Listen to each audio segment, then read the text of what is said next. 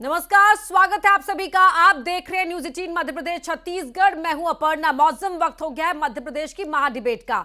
आज की महाडिबेट में बात होगी कि क्या राम जी करेंगे बेड़ा पार।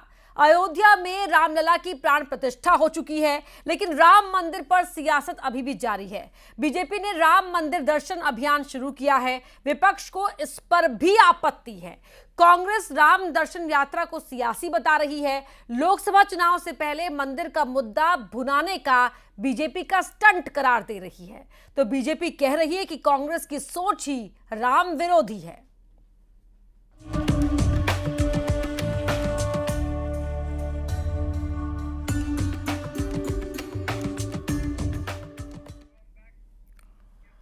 तो अयोध्या में रामलला के दर्शन के लिए भीड़ उमड़ रही है। 500 सालों के इंतजार के बाद अवध बिहारी पधारे हैं।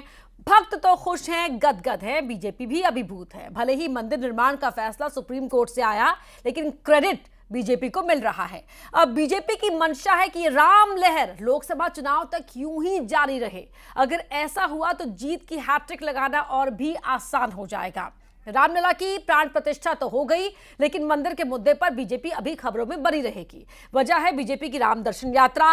बीजेपी देश भर के श्रद्धालुओं को रामलला के दर्शन कराने के लिए बड़ा अभियान छेड़ चुकी है। इसके तहत हर लोकसभा क्षेत्र से 6000 श्रद्धालुओं को अयोध्या की यात्रा कराई जाएगी। कांग्रेस इस अभियान के सियासी मायने निकाल रही है, यात्रा पर सवाल उठा रही है।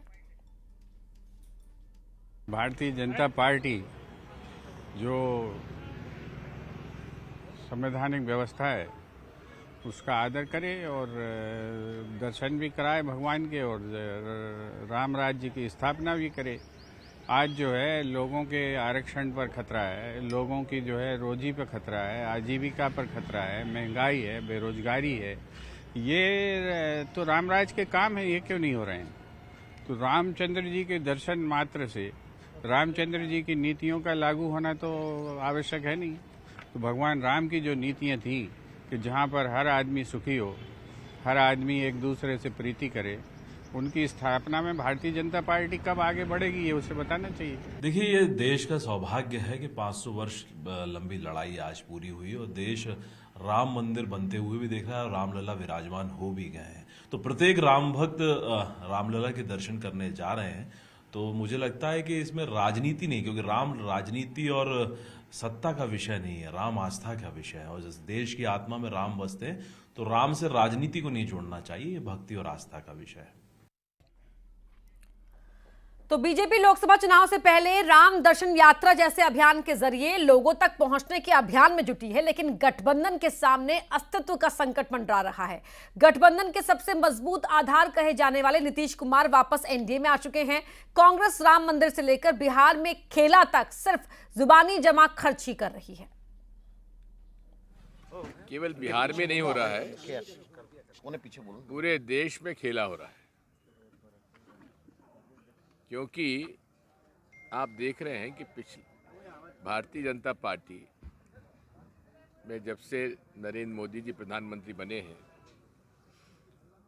वो सरकार गिराने और बनाने में दोनों में काम कर रहे हैं।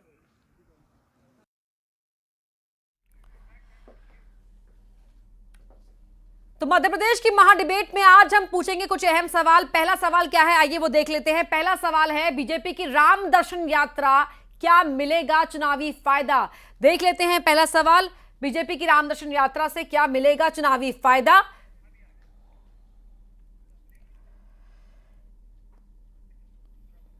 दूसरा सवाल है, बीजेपी का दर्शन प्लान, कांग्रेस क्यों है परेशान? तो बीजेपी करवाएगी दर्शन, तो ऐसे में कांग्रेस भला क्यों परेशान है? तीसरा सवाल है, बीजेपी राम लहर पर सवार है, लेकिन गठबंधन तार तार है। तो राम लहर को लेकर अभिभूत बीजेपी चाहती कि चुनाव तक ऐसा ही गदगद माहौल रहे ताकि उसके पक्ष में माहौल रहे, लेकिन गठबंधन को लेकर गठबंधन का जो अस्तित्व है उसी पर संकट खड़ा हुआ है। इसी पर हमारी मध्य प्रदेश की महाडिबेट आज फोकस रहेगी। कौन कौन मेहमान है मैं आपका परिचय करवा देती हूं। रोहित यादव हैं, कांग्रेस के प्रवक्ता हैं, वो हमारे साथ जुड़ चुके हैं। और हमारे साथ डॉक्टर सत्यप्रकाश शर्मा हैं, वरिष्ठ पत्रकार हैं, वो भी जुड़े हुए हैं।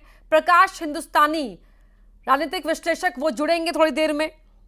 पंकज चतुर्वेदी जी हैं, बीजेपी के प्रवक्ता हैं, वो जुड़ चुके हैं और साथ ही संजय राणा जी हैं, राजनीतिक विश्लेषक हैं, वो मेरे साथ स्टूडियो में यहाँ पर जुड़े हुए हैं। सभी मेहमान यहाँ पर आपको टीवी स्क्रीन पर दिखाई दे रहे होंगे। लेकिन पहला सवाल मेरा आपसे, पंकज जी, क्या राम दर्शन पर ही आपकी यानी कि बीजेपी की चुनावी रणनीति टिकी हुई है? क्या भक्त दर्शन करने जाएंगे और बीजेपी को वोट देंगे, ये सोच है?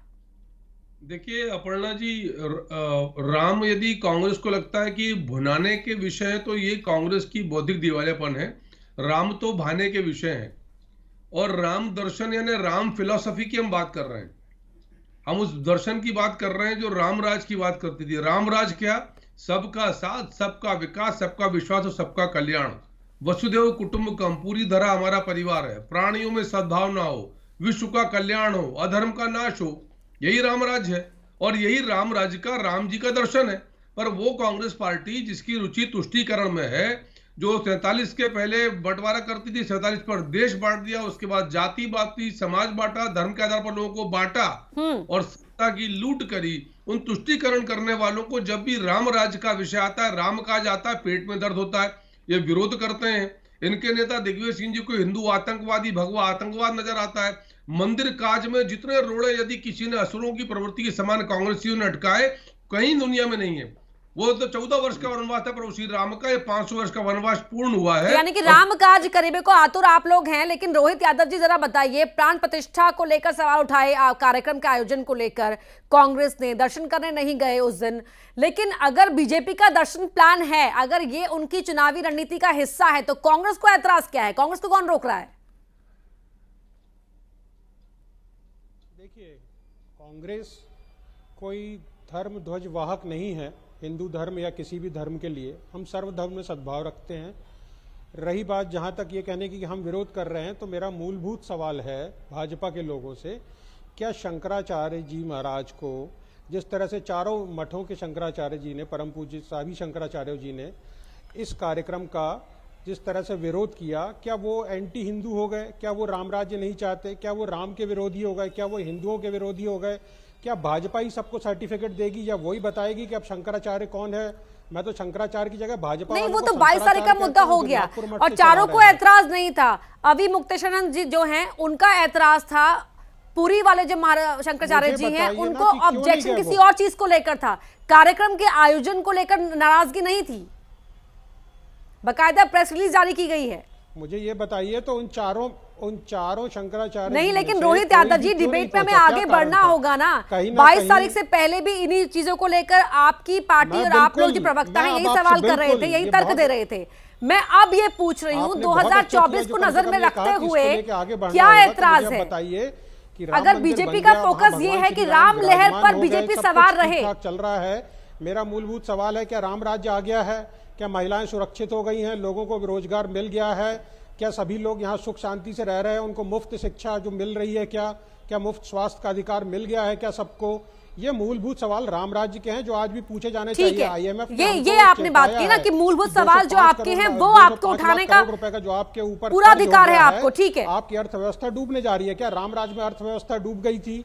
राम राज्य का मतलब क्या है, उसकी परिभाषा क्या है? ये लोग 2 सीट से लेके 325 सीट तक जो पहुंचे हैं, वो राम के नाम की राजनीति करके आए हैं और अब अपने आप को संत बताते हैं। मैं तो इनको यहां तक खुलेआम बोलता हूं कि मुंह में राम बगल में छुरी रखने वाले लोग हैं, ये मुंह में गांधी और बगल में नाथूराम लेके घूमने वाले लोग हैं। सत्यप्रकाश जी, लोग हैं सत्यप्रकाश जी और राम की बीजेपी का जो दर्शन प्लान है वो तो यही है कि लोकसभा चुनाव तक जो भी भक्त पहुंचे मंदिर में दर्शन करने के लिए, वो जब बाहर लौटे तो गदगद रहे और बीजेपी को इसका पूरा श्रेय दे, वो श्रेय वोट में तब्दील हो। लेकिन कांग्रेस की स्ट्रैटेजी इस बीच जो सिर्फ इसी पर केंद्रित है कि बीजेपी का सियासी प्लान है, बीजेपी का सियासी प्लान है, क्या कांग्रेस को फायदा पहुंचाएगी या आगे सोचने की आवश्यकता है?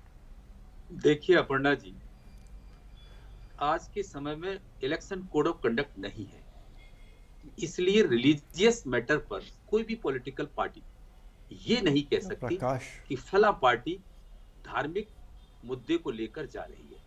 देखिए, भारतीय जनता पार्टी या जनसंघ कि जन से ही कहीं ना कहीं construction of Ram temple in Ayodhya was one of the agendas. ये उनका एक एजेंडा था। अगर वो फुलफिल कर रहे हैं, कर चुके हैं, तो ऐसी स्थिति में वो अपने आगामी लोकसभा चुनाव के लिए उस एजेंडे को प्रचार करने का आज वक्त है। अगर हाँ, ये जरूर है कि इलेक्शन कोड ऑफ कंडक्ट लग जाता तो ये गलत होता, लेकिन अभी तो पार्टी का एजेंडा है, उसको वो ले जाने के लिए अगर लोगों को वहां दर्शन करा रहे तो मैं इसको कहीं भी गलत नहीं मानता। जी ठीक दूसरी है। बात आपने कही कांग्रेस को इसको क्या फायदा हो, देखिए ये भी जरूरी है कि आने वाले समय में जब चुनाव है और उस मुद्दे पर कहीं ना कहीं भारतीय जनता पार्टी हमेशा से रिजिड है, स्ट्रांगली उस बात को रखती भी है कि वो कभी ये नहीं भागते हैं कि नहीं मेरा वो मुद्दा नहीं था। भले ही सुप्रीम कोर्ट के ऑर्डर के बाद दोनों सरकारें, चाहे राज्य की हो केंद्र की हो, दोनों ने उसमें सपोर्ट करके राम मंदिर का वहां निर्माण कराया और रामलला की स्थापना की। लेकिन कांग्रेस अगर इस चीज में रामराज लाती, रामराज बहुत बड़ी चीज है। देखिए रामराज एक आइडियल जो शासन है यानी सुशासन है उसकी बात करते हैं। एक जब महात्मा गांधी, आपको पता है कि महात्मा गांधी की जो विचारधारा थी वो भी कहीं ना कहीं राम राज्य की विचारधारा लेकिन थी। ऐसा नहीं है ना कि अगर अगर राम भक्त राज्य दर्शन करने नहीं पहुंचेंगे, बीजेपी राम मंदिर की बात नहीं करेगी या राम लहर नहीं होगी तो राम राज्य आ जाएगा। खैर, प्रकाश हिंदुस्तानी जी, अयोध्या में कवरेज मैंने भी की है जब प्राण प्रतिष्ठा कार्यक्रम का आयोजन वहां पर किया गया था। कहीं ना कहीं बीजेपी इस नैरेटिव को स्टैब्लिश करने में कामयाब हुई है कि जो राम मंदिर का निर्माण हो पाया समय से पहले ही, उसके लिए पूरा श्रेय बीजेपी को जाता है। भले ही सुप्रीम कोर्ट के फैसले के बाद ये चीजें शुरू हुई हो, लेकिन नैरेटिव स्टैब्लिश करने में बीजेपी कामयाब रही। किसकी सफलता, किसका फेलियर? देखिए, बीजेपी के चुनाव एजेंडा में, चुनाव घोषणा पत्र में पहले से स्पष्ट था कि हम राम मंदिर बनाएंगे। बीजेपी के पहले जब भारतीय जनसंघ थी उसके एजेंडा में, उसके घोषणा पत्र में था कि हम राम मंदिर बनाएंगे। और कांग्रेस इस मुद्दे को भुना नहीं पाई। कांग्रेस इस मुद्दे को जैसे भुना सकती थी कि हमारे रहते रामलला के दर्शन होने लगे, हमारे रहते हुए रामलला की पट खुले, हमारे रहते रामलला की मूर्तियां स्थापित हुई, ये बातें कांग्रेस कह सकती थी। हो सकता है कि राहुल गांधी ये कहते कि मेरे पिता राजीव गांधी के रहते, मेरे पिता राजीव गांधी जब प्रधानमंत्री थे तब रामलला का मंदिर बनना उनका ख्वाब था और वो पूरा हुआ। अगर राहुल गांधी उस उद्घाटन समारोह में, लोकार्पण समारोह में मंदिर में जाके दर्शनार्थियों में बैठते तो कांग्रेस को शायद फायदा होता। लेकिन कांग्रेस ने यह कह के कि हम इसमें नहीं आएंगे, ये आरएसएस का कार्यक्रम है, ये बीजेपी का कार्यक्रम है, मुझे लगता है कांग्रेस ने अपना एक बड़ा मतदाता वर्ग खो दिया। बिल्कुल, अपने प्रवक्ताओं के लिए उन्होंने असहज स्थिति कर दी ना। प्रवक्ता टीवी पर बैठ के बोलते हैं राजीव गांधी के समय में ताले खुले थे, लेकिन फिर कांग्रेस उस निमंत्रण को अस्वीकार कर देती है। संजय सर, मैं आपसे समझना चाहूंगी, अगर हम एक तरफ ये देखें कि बीजेपी की जो स्ट्रैटेजी है डे वन से क्लियर दिखाई दे रही है, कांग्रेस के प्रवक्ता टीवी डिबेट पर आकर कुछ और बोलते हैं, जो आला कमान है फैसला कुछ और कर लेती है। लेकिन मैं यहाँ गठबंधन को लेकर सवाल करना चाहूंगी। गठबंधन में जो संकट आ गया है और जेडीयू ने जो बिहार में पूरा घटनाक्रम हुआ उसके लिए जेडीयू ने बड़े हद तक कांग्रेस को ही जिम्मेवार ठहराया कि वहां से कुछ और चल रहा था, समय टाइम नहीं दिया जा रहा था, बात नहीं हो पा रही थी। देखिए, जब हम बात करते हैं गठबंधन की तो आपको याद होगा कि गठबंधन के जो जनक थे वो नीतीश कुमार जी थे और जानकी जी का जन्म भी बिहार में हुआ था, जनक भी वहाँ के थे। लेकिन बॉडी का जो सब शीर्ष होता है सर होता है, जब सर ही नहीं रहा तो गठबंधन किस बात का। देखिए, गठबंधन बनता है आपसी समावेश बनाने से होता है, आदमी के भाईचारे से होता है, उसमें बैठ के स्ट्रेटजी बनाने से होता है। लेकिन गठबंधन के सबसे बड़े नेता जिसको मैं राहुल गांधी बोलता हूँ, वो तो फिटनेस पे ध्यान दे रहे हैं। वो सारी स्ट्रेटजी, प्लानिंग, सीट वितरण सब कुछ छोड़ करके यात्रा कर रहे हैं। अरे यात्रा थोड़ी ना है, ये तो अन्याय नहीं, अन्याय यात्रा आय के लिए की जा रही है, क्योंकि वो तो हो चुके हैं बेरोजगार। आप ये बताइए कि मैं डे वन से बोल रहा हूँ, इस गठबंधन का औचित्य था ही नहीं। ये गठबंधन सिर्फ चाय पियो और लिट्टी चोखा खाओ और अपने अपने घर जाओ वाला हिसाब था, इसका कोई औचित्य नहीं था। आप ये बताइए, टीएमसी ने, आप जैसे बंगाल में घुसे, टीएमसी ने बोला थैंक यू वेरी मच, दिखना मत यहाँ पे। जैसे आप बिहार में कदम रखते हो, आपकी एक जो घटक दल है वो आपसे दूर हट जाता है। आप जैसे उत्तर प्रदेश में रखोगे, समाजवादी दूर चली जाएगी। तो आपके कदम तो इतने अशुभ है कि जिस प्रदेश में जिस जो आपका घटक दल उसके प्रदेश में रख रहे हो वो आपसे दूर चला जा रहा है। तो आपके लिए चिंतन करने का विषय है कि सारे लोग जो भी आपके अलायंस पार्टनर थे 26 के 26 आपसे बिखरते क्यों चले जा रहे हैं? आपको देख लीजिए, जेडीयू को देख लीजिए, टीएमसी को देख लीजिए, आप आरजेडी को भी देखिएगा। अभी कुछ समस्या आरजेडी में भी आने वाली है, सीट वितरण को देखिए। ऐसा होता ना, ये सैया पे लेटी हुई पार्टी है, खत्म हो चुकी है। इनको चाहिए पूरी 10-10 20-20 सीटें। यार भाई कौन दे देगा? ये सारी पार्टियां जो गठबंधन में थी, ये कांग्रेस का वोट लेकर की आई है, कांग्रेस को ही काटा है, तब जाके पार्टियां बनी। अब इनको एक तरह से अब आए और जिता दे तो नहीं हो सकता। आप अधीर रंजन चौधरी को भी रखना चाहते हो, ममता जी के साथ भी रहना चाहते हो, आपको अधीर रंजन या ममता में से एक को चूज करना पड़ेगा। जेडीयू में से नीतीश कुमार या किसी और को चूज करना पड़ेगा। अब कन्वीनर नहीं बना पाए अपर्णा जी, कितना दुर्भाग्यपूर्ण है। 6 महीने हो गए इस मीटिंग करते करते, लेकिन आज तक सीट वितरण पे हुआ कोई डिस्कशन नहीं है। सबसे महत्वपूर्ण जो एग्जाम है वो 3 महीने बाद होने वाला है, और उसमें जो परीक्षार्थी है जिसको एग्जाम देना है उसको इन्हें पता कि सब्जेक्ट क्या है, तो वो है कांग्रेस पार्टी। अभी कांग्रेस के हमारे मित्र बोले थे राम राज से पेट नहीं भरता, बेरोजगारी और शिक्षा पे। अरे भाई साहब, इस देश पे 60 साल आपने राज किया, शिक्षा व्यवस्था ऐसी बदतर कर दी, बेरोजगारी की बात कर रहे हैं। अरे आपके अपना रोजगार उठा के देखा, आंकड़ा देंगे तो भागते हुए स्क्रीन से दिखेंगे आप। तो समस्या यह है कि अपने गिरबान में झांक लेना चाहिए। सबसे ज्यादा मुझे लगती है, पढ़ने 30 सेकंड में अपनी बात खत्म कर रहा हूं, सबसे ज्यादा मुझे जो पार्टी लगती है सांप्रदायिक पार्टी, वो कांग्रेस पार्टी है। ये बताइए कि हज को जो इन्होंने सब्सिडी दी थी वो क्या था? ये बता दीजिए। आप आम आदमी पार्टी जो यात्रा करवा रही है, दर्शन करा रही है, उसको क्या कहेंगे?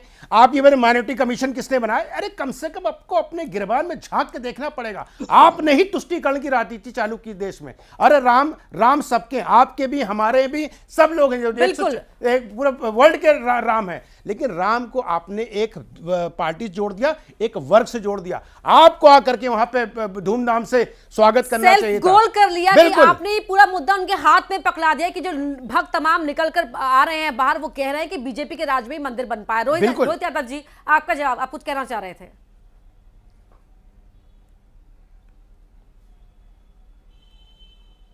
रोहित जी। मेरे मित्र अभी बहुत जोर शोर से बोल रहे थे कि राम राज्य का मतलब रोजगार है और राम राज्य का मतलब शिक्षा है, और हम अगर उनसे सवाल पूछ रहे हैं तो ये सवाल गलत है। हमने 60 साल के राज में क्या किया? तो मैं मेरे मित्रों से पूछना चाहता हूँ, जिन स्कूल कॉलेजों से पढ़े हैं, जहाँ से उनने शिक्षा प्राप्त करी, उनके माता पिता ने जहाँ से जीवन यापन के साधन पाए, वो जीवन यापन के साधन और उनकी शिक्षा की व्यवस्था किसने करी? जो टीके उनके हाथ में लगे हुए हैं, जिससे जीवन रक्षक टीके थे, वो उनको किसने लगाए? ये इस हालत में देश था जहाँ पे खाने के लिए गेहूं नहीं था। हमारे APL 16 जो गेहूं होता था जानवरों को खाने के लिए, वो हम आयात करते थे। वहां से लेके हरित क्रांति से लेके दुग्ध क्रांति से लेके बांध बनाने से लेके पावर स्टेशन बनाने से लेके IIT से लेके IIM से लेके, ये किसने बनाया? ये जो बार बार बोलते हैं ना कि पुश्तैनी जो जायदाद बेच के खाने वाले, ये वो लोग हैं। इनको शर्म नहीं आती? अपने बाप दादाओं की बनी बनाई जमीनों को बेच के, कर्ज लेके ये घी पी रहे हैं और अपने आप को बहुत समृद्धशाली समझ रहे हैं। ये नहीं पता कि जो पूंजी थी, जो 54 लाख करोड़ रुपए का कर्ज था, उसको बढ़ा के 205 लाख करोड़ रुपए कर दिया है। 100 स्मार्ट सिटी बनाने की बात की थी, एक स्मार्ट सिटी नहीं बनी। इनसे पूछे, इनके बच्चे, मैं खुद एक सरकारी स्कूल से पढ़ा हूं, इनसे पूछिए क्या मैं अपने बच्चे या अपने बच्चों को आज सरकारी स्कूल में पढ़ा रहे हैं क्या?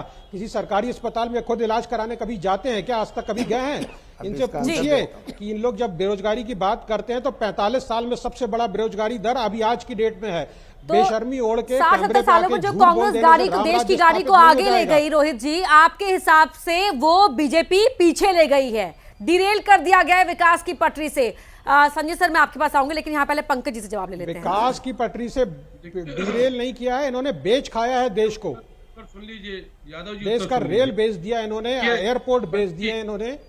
अरे उत्तर सुन लीजिए अपर्णा जी। कांग्रेस पार्टी हार की हताशा में दृष्टिबाधित भी हुई, श्रवण बाधित तो थे, दृष्टिबाधित भी है। भारत आज दुनिया की 5वीं सबसे बड़ी अर्थव्यवस्था है। हम अगले 5 साल बाद तीसरी अर्थव्यवस्था होंगे। दुनिया का नंबर 4 का शेयर मार्केट, अभी हमने हांगकांग के शेयर मार्केट को पीछे किया है। भारत के इतिहास में 76 साल का सबसे बड़ा विदेशी मुद्रा भंडार, सबसे बड़ा निर्यात। मोबाइल के हम दुनिया के 2 नंबर के प्रोड्यूसर और निर्यातक हैं। भारत दुनिया में हथियारों के मामले में 80% आत्मनिर्भर है। उस कांग्रेस के पेट में दर्द होगा। ये तो दलाल थे, चोर थे, ये दलाली करते थे हथियारों की। सब जानते कौन जाता है चीन के दूतावास। अरे राफेल में किसने दलाली खाई है? राफेल की जांच क्यों नहीं करवा पा रहे? फ्रांस में तो जांच हो रही है। राफेल को माफी मांगी है, बोफोर्स के चोरों को अधिकार नहीं राफेल की बात करने का। अरे आप लोग देशों से माफी मांगिए, विदेशों में आपकी दलाली के चर्चे हैं, विदेशों की अदालतों में आपके ऊपर केस चल रहे हैं, आपकी दलाली जग जाहिर है। फ्रांस जैसे देश की संसद के अंदर सवाल उठाया जाता है कि नरेंद्र मोदी अपने दोस्तों के लिए दलाली करके घूम रहे हैं। जवाब भी क्लियर नहीं होगा, कुछ हासिल भी नहीं होगा चर्चा से। अब जनता जी, अपर्णा ने इनकी ये स्थिति कर दी है, ये कर दे, शर्म नहीं आती इनको? इतनी पुरानी पार्टी है, 44 सीटें लोकसभा में, 10% के लायक नहीं पिछले 2 चुनाव से। 14 में 2014 में 53 थे, 54 नहीं पहुंचे, फिर 44 पर आ गए। और बीजेपी की बात करते हैं, अरे रामद्रोह का दंड है ये, हम दम से कहते हैं कि हमने कहा 370 हटाएंगे, हटाई, ट्रिपल तलाक खत्म करेंगे, खत्म किया। और सुप्रीम कोर्ट के निर्देश पर प्रभु श्री राम का राम मंदिर बना है। ये रामद्रोही है अपर्णा जी, ये असुरी प्रवृत्ति के लोग हैं। रावण से बदतर इस युग के यदि रावण के जैसे कृत्य कोई कर रहा है तो वो तुष्टीकरण कर ली कांग्रेस पार्टी। शर्म नहीं आती इनको विरोध करती हुई राम काज का? इस भारत में रहते हो, राम की खाते हो, राम की गाते हो और तुष्टीकरण के नहीं, राम लहर पर तो गदगद है आप लोग, दिखाई दे रहा है। सवाल आप तो कर ही रहे, 44 सीटों की बात कर रहे थे यहाँ पर पंकज जी, लेकिन 2 सीटों पर आप भी थे ना, मेहनत से आगे बढ़ गए। सवालों के जवाब दीजिए। अपर्णा जी, मेहनत से आगे बढ़े, मेहनत से तुष्टीकरण नहीं तो क्या कांग्रेस मेहनत नहीं कर रही है? देश को लूट के नहीं, भ्रष्टाचार करके नहीं, परिवार करके नहीं, ये जो कांग्रेस करती है, शर्म आना चाहिए। अरे काला धन वापस लाने बोल गए थे मोदी जी 10 साल पहले, आ गया क्या? ये इनको गाली बको मोदी जी को, काम ही यही है, गाली बको ना मोदी जी को। एक कहो कि नीच जाति के पिछड़े हैं, बोलो, यही तो काम है। अरे मोदी जी जिंदगी भर गाली गिनते रहेंगे कि विकास के काम भी गिनेंगे? यही काम है कांग्रेस का, यही काम है। ये अभद्र लोगों की पार्टी, अशिष्ट लोगों की पार्टी, जिनको शालीनता नहीं है डिबेट में बैठने की। अभद्र और अशिष्ट कौन है? संसद में बैठ के गाली कौन बकता है, ये सबको पता है। मणिपुर में नग्न करके घुमाई जा रही महिलाएं किसी को दिखाई नहीं देती राम राज्य में? ये शब्दों का चयन सुनिए आप। ये प्रभु श्री राम को नहीं बख्शा, जनता को क्या बख्शेंगे? आप सोचिए तो कि कितने रावणी प्रवृत्ति के हैं कि प्रभु श्री राम को नहीं बख्शा, उनके काम में बाधा डाली, तो आम जनता को बख्शेंगे? खा गए देश को, ठीक है। प्रकाश जी, क्या आपको लगता है कि जनता समझ रही है? क्या निमंत्रण ठुकरा देना कांग्रेस की, भले ही कुछ और रणनीति इसके पीछे रही हो, कहा जा रहा है कि नॉर्थ वर्सेस साउथ को फोकस में रखते हुए कांग्रेस ने यह फैसला लिया, लेकिन जनता को क्या नागवार गुजरेगा कांग्रेस का निमंत्रण को ठुकरा देना? जी मुझे उत्तर देना है। जी प्रकाश जी। अपर्णा जी, ये सवाल मुझसे। जी प्रकाश जी, आप तक आवाज पहुंच रही है मेरी? दो प्रकाश हैं पढ़। प्रकाश हिंदुस्तानी जी, मैं प्रकाश सत्य प्रकाश जी से नहीं पूछ रही हूँ। जी प्रकाश जी, मैं जवाब दे रहा हूँ जी। मुझे लगता है कि कांग्रेस पार्टी राम मंदिर वाले प्रकरण में उस मामले की गंभीरता को, उसकी क्या कहना चाहिए, उसकी ताकत को नहीं समझ पाई और गलत फैसले लेती रही। जो बीजेपी के पास कहने के लिए बहुत कुछ है, कहना है कि जब हज यात्रा में सब्सिडी दी जा रही थी, जब इफ्तार पार्टियां राष्ट्रपति भवन में, प्रधानमंत्री कार्यालय में, मंत्रियों के कार्यालय में हो रही थी, तब तो किसी ने नहीं कहा कि धार्मिक संगठन है। दूसरी बात यह भी माननी होगी कि जब पहला आम बजट पेश हुआ देश का, तो वो केवल 1760 करोड़ रुपए का था, क्योंकि हमारे पास संसाधन नहीं थे। तो बीजेपी हो या कांग्रेस हो, ये कांग्रेस ने उस वक्त जो काम किया शायद देश की जरूरतों के हिसाब से जरूरी था, वो उन्होंने किया, लेकिन कांग्रेस के पास अभी संगठन नहीं है। कांग्रेस इस बात का महत्व नहीं समझ पा रही है कि बगैर संगठन के राहुल गांधी कितनी भी यात्राएं कर ले, बगैर संगठन के, लेकिन संगठन वही बात हो जाती है प्रकाश जी। संगठन खड़ा उन कार्यकर्ताओं से होता है जो जमीन पर काम करते हैं, जो अपने मोहल्ले वालों को जवाब देंगे कि क्यों नहीं जा रहे हैं रामलला के दर्शन करने के लिए। उनके लिए डेली बेसिस पर ये जवाब देना मुश्किल हो जाएगा। सत्य प्रकाश जी, यहाँ पर एक और चीज समझना मैं चाहूंगी, जिस तरह से 24 की लड़ाई के लेकर बात की जा रही है, अगर कांग्रेस गठबंधन में रहते हुए बड़े लक्ष्य को साधने के लिए दिल बड़ा नहीं करेगी, तो सवाल तो उठाएंगे रीजनल पार्टीज कि आप हमें खत्म करने के लिए स्ट्रैटेजी प्लान कर रहे हैं। यूपी में आपका आधार नहीं, आपको चाहिए झोले भर के सीटें। अपर्णा जी, आपका बहुत अच्छा सवाल है। देखिए, कांग्रेस ने जो अनाउंस किया है कि हम 250 के लगभग 235 से 250 सीट्स का उसने कहा है, ये कांग्रेस की आजादी के बाद से हुए चुनाव का पहला समय है जब वो देश में इतनी कम सीट्स पर लड़ रही है। देखिए, जो गठबंधन था, गठबंधन की आवाज या उसकी बुनियाद 2 नेताओं ने, नीतीश कुमार और वेस्ट बंगाल की चीफ मिनिस्टर ममता बनर्जी ने उठाई थी। जब वही दोनों हट गए, इसके पीछे कारण क्या है? देखिए, गठबंधन कब होता है? जैसे यहाँ 6 पैनलिस्ट बैठे हैं, अगर किसी हम एक मिनिमम उद्देश्य को लेकर सबके भले के लेकर चलेंगे तो वो गठबंधन हमारा चल जाएगा। लेकिन अगर हम अपने व्यक्तिगत स्वार्थ, इसमें जितने भी दल हैं या जो अलायंस पार्टनर उसके हैं इंडिया ब्लॉक के, उनमें देखा गया कि वो अपने स्वार्थ देख रहे हैं कि हम जिस राज्य में मजबूत हैं, हमारा नुकसान ना हो, हमें कांग्रेस अपनी अपना हित, अपना स्वार्थ और अपनी अपनी ईगो, यहाँ पर ये टसल देखने को मिला है। राणा जी, आप उस पर कुछ कहना चाह रहे थे? देखिए, मैं छोटी सी बात बोलना चाह रहा। देखिए, ऐसा है कि मैं नहीं बोलता कि कांग्रेस ने कुछ काम नहीं किया, लेकिन जिस स्पीड से करना चाहिए उतने स्पीड से नहीं किया। इन्होंने बहुत छोटी सी बात हमारे मित्र ने बोली, रोहित जी ने, कि भैया टीका बनाया, एम्स बनाया। भैया 72 में चालू किया था पोलियो का टीका, 2014 में जाकर खत्म हुआ, तो समझ सकते हैं कैसा चल रहा था। 40 साल लग गए ना आपको बनाने में। तो देखिए, बोलना और करने में अंतर होता है, स्पीड होनी चाहिए, नंबर 1। नंबर 2, जब आप बात करते हैं अलायंस की, 140 करोड़ की पॉपुलेशन पहुंचने में, अरे सर छोड़ दीजिए, अब उस पर नहीं जाते हैं। एम्स पे जाएंगे, सब पे जाएंगे तो बड़ा अच्छा नहीं लगेगा मुझे। बोले अब आते हैं मुख्य मुद्दे पे। देखिए, अलायंस का, जैसे भी सत्यप्रकाश जी भी बोल रहे थे, अलायंस में सबको मिल के बात करना पड़ता है और अपनी ईगो और महत्वाकांक्षाओं को किनारे रखना पड़ता है। जब तक ये नहीं करेंगे, जब तक आपके ऑब्जेक्टिव क्लियर नहीं होंगे, तब तक आप जो चाहते हैं वो नहीं प्राप्त कर सकते हैं। ये बता दीजिए, इलेक्शन पास आ गया, सारे घटक दल अलग होते चले जा रहे हैं, और ये घटक दल का मैं बार बार पढ़ना बोलता हूं, घटक दल जो क्षेत्रीय पार्टी, इनका उचित है ही नहीं नेशनल में। अगर कांग्रेस ऐसी 4 पार्टियां होती है, 2 पार्टियां होती, तब अलायंस का कोई महत्व होता। ये बता दीजिए, 43% वोट पड़े थे टीएमसी को 2019 में, और 5.67% पड़े थे कांग्रेस को। अगर वो नहीं पड़ेगा तो ममता बनर्जी क्या फर्क पड़ता? 10 सीट तो नहीं देनी पड़ रही है कम से कम। प्रोबेबिलिटी ज्यादा है उनको जीतने की, और उनका ट्रैक रिकॉर्ड दीजिए 31, 37 और 43 होने के लिए ज्यादा यहाँ पर है। बिल्कुल है। तो यही बड़ा सवाल बन जाता है कि गठबंधन को लेकर जो संकट है उससे कैसे कांग्रेस निपटेगी। बीजेपी ने तो अपना एजेंडा क्लियर कर दिया है कि हमने चुनावी घोषणा पत्र में बात की थी राम मंदिर की, हम उसी राम लहर पर सवार होकर 24 की नैया को भी पार कर लेंगे। बहुत शुक्रिया आप सभी का इस चर्चा में शामिल होने के लिए। मध्य प्रदेश की महाडिबेट में तमाम वो सवाल, और लगातार हम सवाल उठाते रहेंगे। फिलहाल खबरों के लिए आप देखते रहिए न्यूज़ 18 मध्य प्रदेश छत्तीसगढ़।